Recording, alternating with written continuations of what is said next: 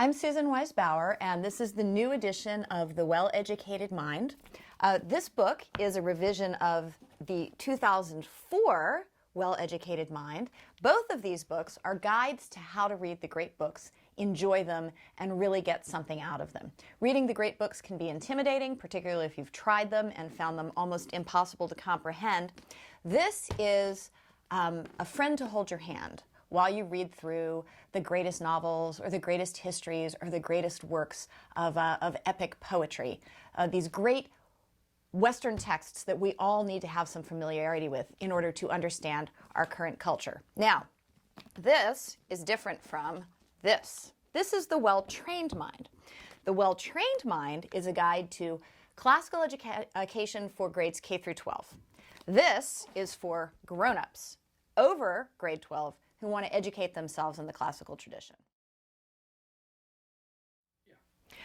There are some pretty significant differences between the 2004 edition of The Well-Educated Mind and the 2015 edition. Notably, the 2015 one is bigger, so you get more value for your buck. Now, both of these have the same chapters on history, poetry, autobiography, and memoir, and drama. This has an additional whole chapter on reading the great books of science.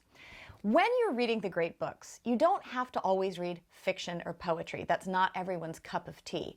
If you read chronologically in a number of different genres, you're still going to learn the same things about the intellectual development of the West. So if you're really a more nuts and bolts nonfiction kind of person, reading the books that are in the science chapter in this book might be a better way to go than trying to start with the Iliad and the Odyssey and then reading your way up through 20th century poets, which just might not float your boat.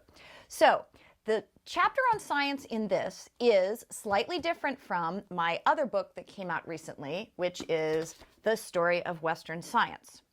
Both the chapter in here and this book are guides to reading the great texts of science, but this one is much more technically oriented. It will lead you through the development of the life sciences, the development of astronomy, the development of physics, each one of those fields in a fairly deep and focused way. This will give you a shallower but much broader approach to reading the great books of science. It starts with Aristotle and then it leads you all the way through popular works of science in the 20th century, taking some time to explain the difference between older science texts and modern popular science texts. So it depends on whether you want broader and wider range or whether you want narrower and deeper. As well as the additional chapter on science, there are a few other pretty significant changes. When this book first came out, believe it or not, there were no such things as ebooks. And if you wanted to watch a video version of something, you had to order it and get a physical DVD or even a cassette tape delivered to your door. So I have gone through all of the recommendations for both texts and for audiovisual supplements in this, and given you lots of ebook versions and a lot of really free, really high quality, for example, YouTube productions of plays that you can simply watch online, a lot of streaming resources, really wonderful versions of classic drama that now you can watch as part of your learning how to appreciate drama. In addition, I actually added some books because at the beginning of the 21st century, it really wasn't clear to me which novelists, which poets, which dramatists should be added on to the end of the great books list, which pretty much ended in the 20th century. In some areas, this became a little bit clearer. So you'll notice, for example, that the great novels list now ends with Cormac McCarthy.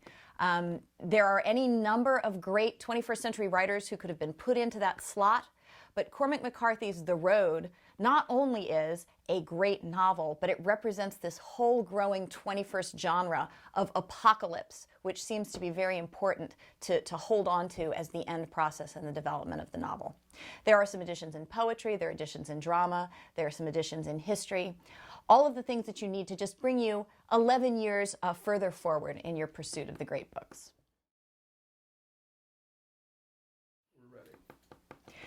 Each chapter of The Well-Educated Mind has 3 parts. First of all, there's a brief and I hope extremely entertaining history of the particular genre you're reading in. So the novel from Don Quixote up to the road, actually those are both pretty depressing, so in that case it's from depressing to depressing, or in history from Herodotus all the way up to Francis Fukuyama. Knowing something about how the genre developed helps you understand the books better because each writer in the genre is responding to someone who wrote before them. So you start by reading this little potted history of the genre, which again is really fun and you'll enjoy it. Then there's a section giving you suggestions on how to read each type of literature. You read a history differently than you read a novel. You read poetry very differently than either of those, and drama is yet another set of reading skills. So having some guidance in how to tackle these books will give you a much more enjoyable and smooth experience.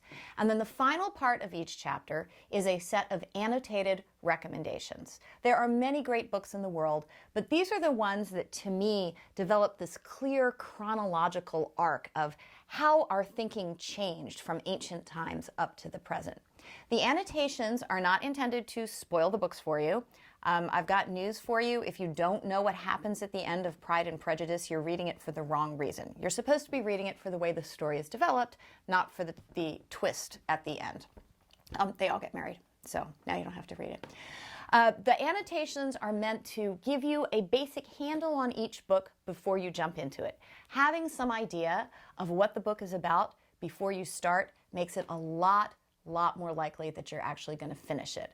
And that's my goal for you here, is to be able to get from the beginning through the middle to the end of these great books and walk away with them with a sense of satisfaction that you've entered into the great conversation, that you know something more about the human race than you knew before.